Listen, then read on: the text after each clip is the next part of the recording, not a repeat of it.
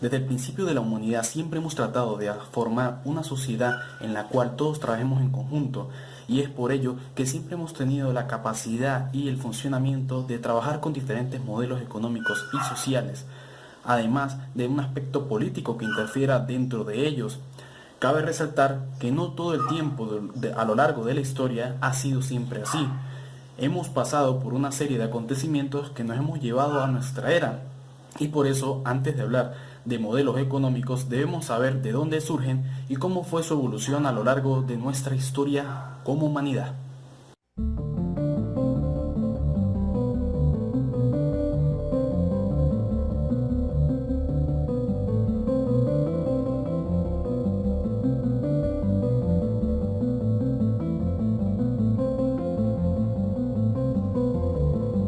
Es importante decir que antes de la Edad Antigua, es decir, la prehistoria, se tenía como modelo económico básicamente una comunidad en la cual se trabaja en grupo, donde hay un líder generalmente y este mandaba las cosas que se tenían que hacer, donde la gente fuerte, las personas capaces de poder trabajar, siéndose en agricultura, en robustez, en cibercultura y en diferentes áreas relacionadas con la producción de materia prima, tenían que salir a trabajar, y las que no, como eran las mujeres, los niños, los ancianos, se quedaban en sus casas.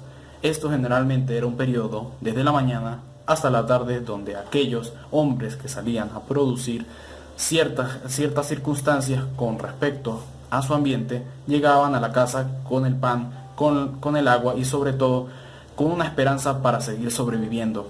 Posteriormente llega el esclavismo. Esto se basa fundamentalmente en que hay un rey de superioridad divina traído por Dios, en donde se aclara y se defiende que las personas con bajos estatus tienen que estar permanente como si fueran esclavos y tienen que proporcionarle los bienes al rey, ya que él, como vuelvo y repito, es traído por Dios. Fundamentalmente esto se vio en la República de Roma como en el Imperio Romano posteriormente. Acordémonos que Julio César, por ejemplo, el primero en considerarse una especie de dictador, y no dictador como lo conocemos hoy, sino un dictador que intenta salvar la república, trata fundamentalmente de que las personas lo consideren como el único y sobre todo el imponente, seguir manteniendo el poder y que nada se desmorone. Por eso las personas tienen que estar como modelos esclavistas. En su gran mayoría existen no clases sociales, sino más bien se podrían considerar como una especie de circunstancias sociales que hacen que las personas trabajen o como esclavistas o como campesinos o ya en alta nobleza. Esto continuaría así hasta la caída del Imperio Romano de Occidente. Acordémonos que los vándalos, los lombardos y otras tribus germánicas traídas del norte llegaban con la esperanza de poder tener tierras fértiles, y allí empezó algo muy importante, que es el feudalismo.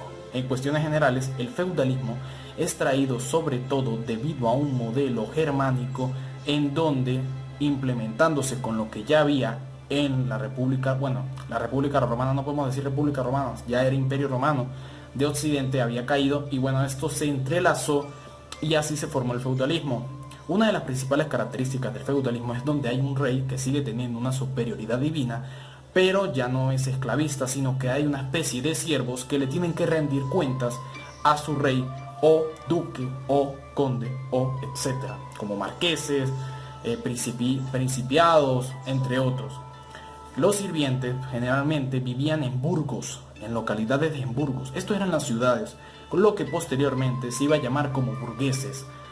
Allí surge el mercantilismo, en donde el comercio empieza a dar fruto, y esto dura hasta que generalmente los accionistas de estas pequeñas empresas daban una capital, y esta capital posteriormente iba a servir para crear empresas privadas, en donde había una libertad de cuánto y dónde generabas y tu capacidad intelectual para hacerlo. Y es profundamente importante destacar a la República de Venecia, la ciudad de Venecia, que se favoreció profundamente del mercantilismo, apoyando a toda la península itálica. Tal es el caso de las ciudades como Roma, Monterrillón, la Toscana, Florencia. Todas estas ciudades se apoyaron gracias al mercantilismo de Venecia. Esto se ve perfectamente representado en el juego Assassin's Creed 2. Posteriormente esto iba a surgir como una especie de prevalencia en la gran parte del modelo occidental. Sin embargo, esto poco a poco fue acabándose. Acordémonos de, por ejemplo, la llegada de la Revolución Francesa, en donde se trata de hacer una especie de república, con lo cual se aleje el rey, la fuerza divina, y hay una especie de unión en donde no se sometan a trabajos forzosos ni a trabajos que tengan que ver con disminución de dinero. La Revolución Francesa lo cambió todo, absolutamente todo. Era la primera vez que un pueblo enfurecido se levantaba en armas contra un rey déspota, tirano, malversador de fondos y sobre todo que no estaba interesado en gobernar. Era la primera vez que se ignoraba el derecho divino a gobernar y se sobreponía el derecho del pueblo a ejercer. Se empieza a hablar de república, se empieza a hablar de una especie de democracia muy rudimentaria. Esto daría como paso de que muchos pensadores filosóficos hicieran más acontecimientos históricos. Por ejemplo, Karl Marx con su Acta de Comunismo en 1848, que ya hablaremos más adelante. Otros personajes importantes como Andreas Schmidt, que pensaba sobre el capitalismo dentro de cualquier otra cosa. La Revolución Francesa sin duda fue grande y sobre todo ilustrador. Posteriormente llegaría un cabito llamado Napoleón, pero eso es otra historia. Esto es exactamente los acontecimientos de la Revolución Francesa en el juego Assassin's Creed Unity. Hay una cosa muy interesante que se llama el pluvio. Esto se trata de qué dinero genera al momento de producir un producto. Tenemos tanto el capital, que es el capitalista que está dando el capital, y la persona que está trabajando. Supongamos que algo cuesta $20. Esos $20 para producir, supongamos, una bicicleta, están repartidos entre el capital que invierte para producir y la mano de obra. El capital a la final se produjo, la mano de obra ayudó y esto generó que la bicicleta se vendiera en $30. Bien, la ganancia sería de $10, pero ¿se reparte equitativamente entre el capital y el trabajador? Pues la verdad es que no. Esto va directamente al capital. Todo, el capitalista gana esa pluralidad.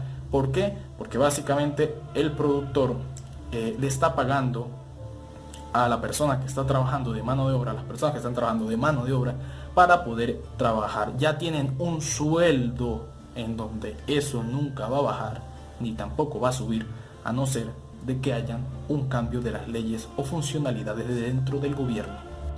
Bien, este sistema, este modelo capitalista continuó aproximadamente hasta el siglo XIX con la Revolución Francesa ya antes mencionada y además con aquellas ideas proporcionadas por Karl Marx. Karl Marx se basó fundamentalmente en un señor llamado George Hugo Friedrich Engel. Él nunca conoció a Karl Marx, pero Karl Marx se basó en sus ideas, en donde tenía que haber una pluralidad social, no podía haber esclavización, no tenía el derecho el capital de insurgir clases sociales, no había un Estado y por ende no había un gobierno como tal, pero ayudaba a cuanto la educación, la salud, la jubilación y otros derechos sociales que hoy los tenemos en nuestros días. Karl Marx propuso una serie de teorías que podrían llamarse, en las cuales destaca sobre todo que antes de que el capitalismo pase a otra cosa, tiene que haber una tesis y una antítesis. La tesis es el capitalismo y la antítesis es algo que va en contra de esto y que va a surgir una síntesis. Esa síntesis es de suma importancia para entender un poco los modelos económicos capitalistas y socialistas que vivimos en nuestros días. Karl Marx básicamente le dijo al mundo que ustedes, los capitalistas, van a ser devorados por nosotros porque nosotros somos los proletariados. Y esto tiene que ver mucho en cuanto al funcionamiento de algunos países socialistas en nuestros días. Posteriormente, cuando llegaba un gobierno socialista para hacer una transición entre el capitalismo y el comunismo, se basaba el socialismo básicamente en tomar todos los aspectos del Estado sobre sí mismos, es decir, todas las empresas públicas y las empresas privadas disminuirla, rentar la producción a lo necesario exclusivamente y darle derechos sociales a las personas que trabajaran. Voy a tomar el ejemplo, tener 2 vacas y quiero vender esas 2 vacas, vamos a suponer, pero un modelo socialista no me lo permitiría. Me dijera, no, vendes una vaca y le das al vecino. Básicamente ese es un modelo socialista en muy pocas palabras. El modelo socialista tiene sus ventajas y desventajas, así como todo. Así como el modelo capitalista tenía la gran desventaja de acabar con el ecosistema, porque eso es algo obvio, también tiene la desventaja de absorber socialmente al trabajador, prohibiéndolo de muchas cosas. Antes de la era de la industrialización, generalmente se trabajaba con una especie de feudalismo. Posteriormente, cuando empieza la era de la industrialización y los campesinos tienen que ir a las ciudades a trabajar en las industrias, trabajan por lo menos 16 horas al día sin derechos sociales como tal en cuanto a la jubilación, el trabajo forzado, el trabajo infantil incluso, y otra serie de cosas que realmente en nuestros días son inconcebibles. Así que el socialismo sí ha hecho algo bueno por nuestra sociedad y producción económica. Claro está, un modelo socialista no significa lo mejor de todo. Ahí están los casos, por ejemplo, de la antigua Unión Soviética, en donde todo pintaba aparentemente en aquella época que era bien, porque no existía ni la Wikipedia, ni videos, ni directos, ni la televisión para poder saber con exactitud lo que pasaba allí. Hoy en nuestros días se tiene como constancia de que el Estado era muy autoritario y generalmente con las ideas de Karl Marx, llevándolas al leninismo y el stalinismo, decían de que el imperio, la acción de imperar, era el predominante en el mundo y que podía destruir las culturas. Agarraban todos los estados y en vez de pasar a una especie de comunismo, lo que hacían era apropiarse de esto. Ay, qué chévere, qué bueno tener todo esto. ¿Por qué nos seguimos con este modelo? Y es producto de que algunos países, como por ejemplo Cuba, se ven inmersos en una situación un poco contradictoria a lo que el modelo socialista dice, que es la ruptura de las clases sociales, porque siempre va a estar los ricos, la clase obrera y la clase baja. La clase obrera podría llamarse también clase media. Y esto es perjudicial para las ideales de este sistema económico, porque los capitalistas definen básicamente de que el socialismo es en ese aspecto una falacia, porque se subdivide en clases sociales, así como lo hace el capitalismo. Podemos concluir básicamente de que el capitalismo y el socialismo son buenos para el mundo. Sí, podemos rescatar lo bueno y lo malo de aquello y poder analizarlo para sacar lo más productivo y positivo de esto y dejar las cosas malas a un lado, por supuesto. Hoy en nuestros días no sabemos qué nos depara el futuro, ni qué sabemos lo que nos vaya a acontecer como humanidad, y es por eso que debemos estudiar todo lo ocurrido en la historia para poder entender en qué se basan estos modelos y cuál es su funcionamiento. Bien, ahora vamos un poquito más en profundidad sobre cada modelo económico que queremos evaluar el día de hoy, el capitalismo. Bueno, generalmente esto tiene 3 cositas: libre comercio, donde todos los países pueden importar, exportar sus bienes sin condición alguna y enfocarse en esto. Libertad en cuanto a empresas, es decir, la innovación. Si no está enfocada en una sola cosa y está enfocado en un amplio aspecto, podemos decir que las probabilidades de que suceda una especie de innovación en algo dentro de la humanidad es sumamente grande. Otra de las cosas que llama bastante la atención es que la propiedad privada genera lucros, y esos lucros dan como correvancia de que se mantenga la empresa a lo largo del tiempo, así heredándola a los hijos, un ejemplo, o heredándola a algún funcionario competente y seguir con ello su labor. Una de las cosas más llamativas del socialismo, por el contrario, es que la producción social es enfocada solamente en lo necesario y lo que se estima de que tiene que hacerse. La innovación queda a un lado por atrás, pero se enfoca en resolver los problemas que afectan en mayor proporción a la comunidad. Y hablando de comunidades, eso también tiene que ver mucho con la planeación de producción y la regularidad económica, en donde se evita comerciar con ciertos países extranjeros y tener contactos diplomáticos con los mismos. Esto de cierta medida es bueno porque independiza las industrias públicas y las pocas industrias privadas que el gobierno quisiera tener en el aspecto político.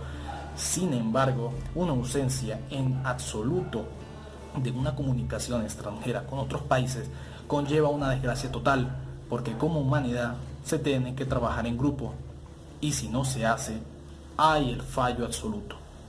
Bien, y hablando otras cosas del socialismo que caben destacar, es importante decir que el socialismo tiene un aspecto autoritario, como ya lo mencioné antes. Recordémonos que Stalin, cuando estuvo en la Segunda Guerra Mundial, hubo demasiadas pérdidas en cuanto a hambruna, miseria, desgracia y sobre todo un protagonismo de despotismo sobre los demás. Eso no quiere decir que el socialismo es malo, sino que en este aspecto los ejemplos son realmente contradictorios a lo que las ideas teóricas se basan. Como siempre, la teoría dice otra cosa respecto a cómo se aplica en la práctica. Es importante también decir que la falta de innovación y la represión dentro de la población hace que se ejerce como una especie de sistema, otro factor en los cuales el capitalismo dice que el socialismo no debería funcionar. Pero si nos ponemos a ver, hoy en día el capitalismo, la mayor falta de atención es contra el medio ambiente. Esto se ve con una producción absurda de todos los aspectos para poder llegar a un fin, que es seguir invirtiendo y seguir teniendo dinero. Esto es un factor los cuales los socialistas critican al capitalismo. Otro factor es que no todos tienen las mismas oportunidades en la vida. Hay algunos que nacen con una especie de herencia o una empresa, vamos a suponer, y pueden trabajar con lo que tienen. Hay otros de las clases más bajas que nacen y simplemente casi no tienen nada. Entonces, es difícil decir que si un modelo es mejor que el otro, pero se puede decir que la combinación de ambos sería lo más indicado, ¿o no? Bueno, un ejemplo de esto es el socialismo nórdico. Nórdico viene de Dinamarca, Noruega y Suecia. Allí se establece una especie de socialismo sin dejar a un lado la libertad que tiene cada individuo para hacer lo que pueda y lo que quiera en cuanto a lo bueno y lo correcto. Y esto es súper importante para poder entender cómo otros países han trabajado en toda la historia y llegar a un acuerdo mutuo entre socialismo y capitalismo. Esto no todo el tiempo fue así. La Guerra Fría, por ejemplo, fue un escándalo mundial entre Estados Unidos y la URSS, la Unión Soviética, donde las ideas por primera vez se ponían en juego en contra del mundo o a favor del mundo, porque el victorioso de todo esto aún queda hoy en duda, y sobre todo los socialistas mencionan que el imperio, y esta idea viene del leninismo, es Estados Unidos, y Estados Unidos menciona que el socialismo y el comunismo no sirven para absolutamente nada, y estos se basan en los ejemplos, como ya dije, Cuba, la URSS en la antigüedad, y sobre todo un ejemplo que es sumamente llamativo, mi país, Venezuela. Cabe destacar que el no funcionamiento correcto del capitalismo y el socialismo, e incluso el comunismo, si nos queremos referir a una especie de comunismo en nuestros días, no ha funcionado. Esto puede producir que la burguesía o la oligarquía se conjunte para llevar posteriormente a una anarquía. La anarquía es el poder del todo, no hay leyes, no hay forma de controlarlo en instituciones y todo lo mantiene todas las clases sociales. No hay clases sociales, es todo el conjunto. Esto es otro tema, pero básicamente nos tenemos que quedar de que la anarquía nunca se ha probado que funcione, al igual que el socialismo. Voy con una frase de Elon Musk, donde él menciona que en ningún momento hay que enseñarle a nuestros hijos de que el socialismo es bueno, sobre todo refiriéndonos a que en lo largo de la historia no hay prueba alguna de que el socialismo haya triunfado, en contraposición, o el mismo Karl Marx, que destacan que el socialismo tarde o temprano sigue siendo inevitable. En fin, como dije anteriormente, unión sobre todo esto. Ahora vamos a una parte del modelo socialista en la cual es la formación gerencial comunista o la gestión social comunista o comunitaria, también se podría llamar así. Pero ¿qué es esta gestión social? ¿Qué es lo que propone el socialismo como tal en cuanto a la productividad de las comunidades, en donde no esté solamente la empresa privada y que radique todo en el pueblo? Bueno, básicamente es una formulación, una ejecución y una resolución sobre proyectos sociales. Estos proyectos sociales tienen que estar hechos por un líder en conjunto con otras personas que lo ayuden para poder emprender la gran tarea de crear cosas, digámoslo, productivas dentro de comunidades y que genere fruto a las necesidades básicas y necesarias que necesita la misma. Uno de los aspectos en los cuales el sistema socialista se abdica en que es bueno. Hay una cosa muy interesante y sobre todo me llama la atención de que las personas trabajen como sistema en cuanto a un modelo socialista. Yo no lo veo del todo mal, a no ser de la excepción de que sigan existiendo las clases sociales y donde el Estado, o sea, los más ricos, siguen apoderándose de todo y no dejan cabida alguna a la innovación y al requerimiento que quiere obtener una persona con su capacidad intelectual, física y moral de poder llevar su vida a donde él quiera hacerse y por qué no lograr algo bueno, algo correcto, algo necesario y que no sea solamente algo que lo dicta el Estado. Porque recordemos que el Estado es una creación de la burguesía, es una creación del capitalismo, es una creación de algo que llevamos mucho tiempo en cuanto después de la Revolución Francesa empieza a ilustrarse con el modelo de ilustración y que no fue hasta al final de la Segunda Guerra Mundial que se empieza a hablar de una especie de democracia. Y a pesar de esto, en el mundo en general, desde el 48 hasta el 50 del siglo pasado, habían demasiados dictadores, como ya los conocemos en todo el aspecto de la palabra en nuestros días. Esto ha llevado sobre todo a países como el de nosotros, Venezuela, que se halla una especie de simbología de contradictoria en donde un gobierno socialista, si es malo, se cambia por otro que sea totalmente lo contrario. En realidad, ahora que uno se pone a pensar bien, esto sucede con todo. Cuando una idea no está bien o no está haciendo algo bien, se le impone otra idea que dice totalmente lo contrario. Esto lo podemos ver en el país, sobre todo con la generación del 28, Rómulo Betancourt, Rafael Caldera. Bueno, Rafael Caldera no estuvo dentro de la generación del 28, pero participó posteriormente en el Pacto de Punto Fijo, por ejemplo, o en el golpe de Estado, estuvo en Venezuela, no lo participó, pero estuvo en el golpe de Estado en 1945. Es importante saber de que la democracia en Venezuela se ha llevado con un objetivo y fin, ser soberano e independiente. Hay varias ideas que realmente a todos nos da un poco de resolución mal, que es pensar que aún somos una especie de colonia que nunca hemos sido con respecto a Estados Unidos. Sabemos que Estados Unidos es una gran potencia del mundo, actualmente yo diría que es la primera.